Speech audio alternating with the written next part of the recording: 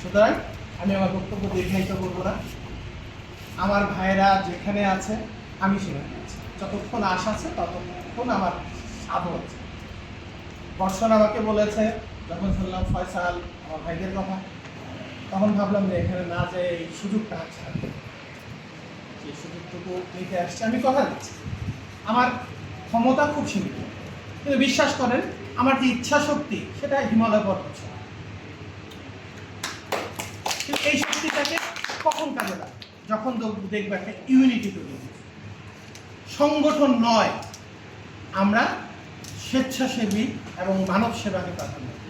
তারপরে আমরা নিজেদের ঘর দাওয়াত খেতে গেলে তো আমরা সেজে গুজে আবার ঘরে এসে ড্রেস চেঞ্জ করি, ঠিক ওই রকম আমাদের স্বেচ্ছাসেবীটা হচ্ছে সেই সেজে গুজে যাওয়া, আর ঘরে এসে যার যা সংগঠন সেভ করবো, কিন্তু বাইরে আমরা স্বেচ্ছাসেবী। ফয়সাল ডাক দিতে চলে যায়, ভাই কোথায় যেতে হবে? সুতরাং আমার এই অগোছালো, বলবো অগ্রহণযোগ্য কথাগুলো গুরুত্বপূর্ণ মানুষগুলো শুনেছেন, তার জন্য অসংখ্য অসংখ্য ধন্যবাদ। আসুন সবাই একটা একটা করে জীবন বাঁচে, তাহলে নিজে বেঁচে থাকবো, মৃত্যুর আগেও বাঁচবো, মৃত্যুর পরেও বাঁচবো।